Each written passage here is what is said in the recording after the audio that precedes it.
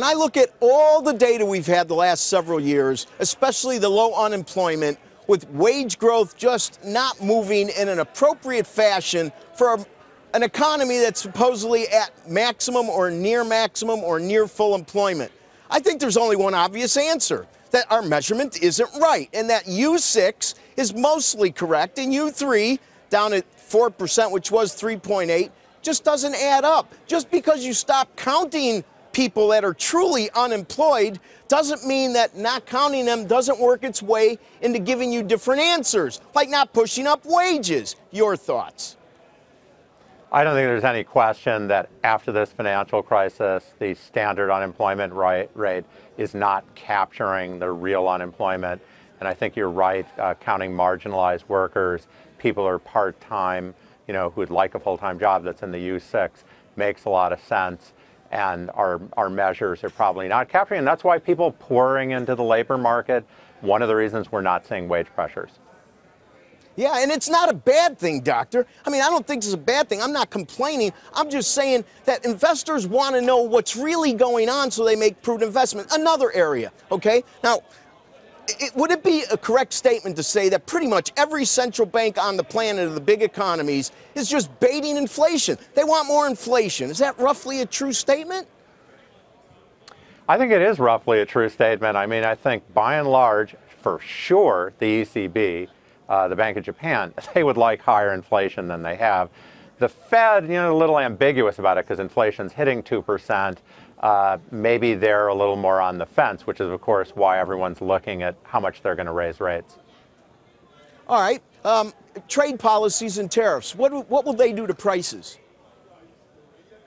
They're going to go up. I mean, it's hard to see. I didn't think it would go this far. I'll really tell you, I didn't think it would go this far. No, but you forget about the trade policies. But ultimately, most economists, and you're a brilliant one, would say that it'll probably push prices up. My question is a simple one, okay?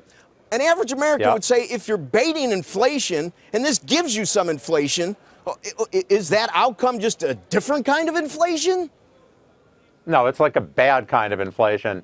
You're just paying more for stuff you're importing. It's not driving your real incomes up proportionately. Americans lose. Maybe so they when I go to buy a car or a washing machine that's higher priced, if it's the result of the Fed or result of trade, I'm going to notice the difference?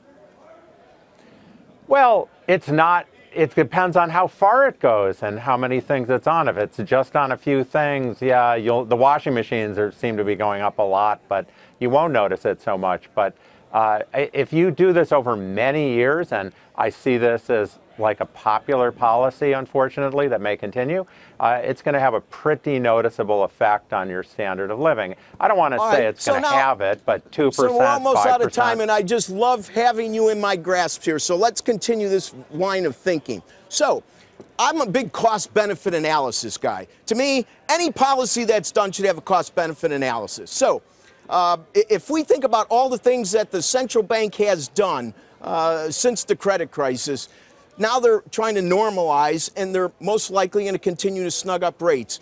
Would you say that the costs of tightening, there is a cost? In other words, if you monitor GDP and you go into a snuggie mode and you go beyond the neutral rate, a couple of tightenings, there's going to be a cost to the economy, right? Yeah, I mean, they're trying to slow down inflation. There's some temporary cost output for sure. So with trade, can't we apply the same logic? In the near term, it might cost us money, but there might be a benefit at the end. I guess what I'm getting at is we can pick and choose. But in many instances, there's policies we like and policies we don't like, but the outcomes may be the same. Yeah, I think less so on trade. I don't have a good feeling about this. I think it'll raise prices, raise monopoly power. I don't think this is going to be a good end game for the American people. Hey there, thanks for checking out CNBC on YouTube. Be sure to subscribe to stay up to date on all of the day's biggest stories. You can also click on any of the videos around me to watch the latest from CNBC. Thanks for watching.